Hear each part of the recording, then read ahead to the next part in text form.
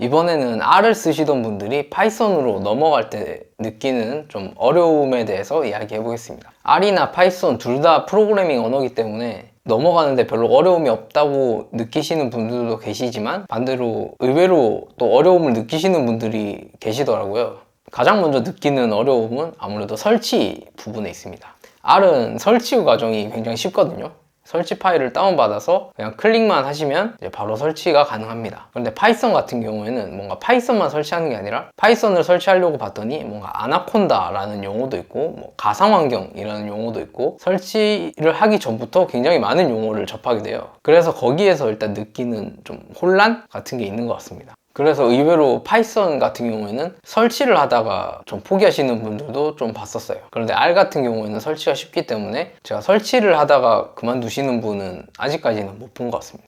두 번째는 라이브러리 관련된 내용입니다. 이제 R 같은 경우에는 통계 계산을 목적으로 만들어진 언어이기 때문에 기본적으로 R만 설치를 하면 추가적인 라이브러리 없이도 기본적인 통계 계산이나 뭔가 데이터 조작 같은 거는 쉽게 할 수 있습니다. 그런데 파이썬 같은 경우에는 기본 파이썬 언어만 익혀서는 데이터 분석을 하기 어렵거든요. 그래서 기본적인 문법을 익힌 다음에 이제 넘파이나 판다스 같은 라이브러리를 추가적으로 설치를 해야 됩니다. 그런데 라이브러리를 추가적으로 설치를 한다는 얘기는 그 라이브러리를 새로 익혀야 된다는 얘기잖아요. 그래서 기본 문법을 익혀야 되고 거기에 추가적으로 이제 넘파이나 판다스 같은 라이브러리를 사용하는 방법을 추가적으로 익혀야 됩니다. 그래서 초보자 같은 경우에는 기본 문법과 라이브러리 사용법까지 해서 이런 이제 학습 양이 R보다 많다고 느껴질 수 있어요. 그래서 그 부분이 좀 부담스럽게 느껴질 수도 있다고 생각합니다.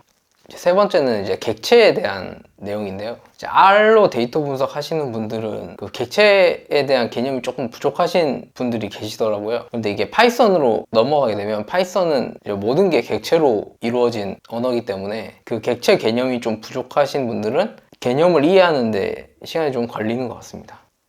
마지막으로 이제 개발 환경, UI와 관련된 이야기입니다. R 같은 경우에는 R 스튜디오를 쓰면 뭔가 결과를 확인하거나 클릭으로 할 수 있는 게 굉장히 많습니다. 좀 그에 반해서 파이썬은 R보다는 좀 어렵게 느껴질 수 있어서 R을 쓰시다가 파이썬으로 가시는 분들은 그 점을 좀 어려워하시는 점이 있더라고요.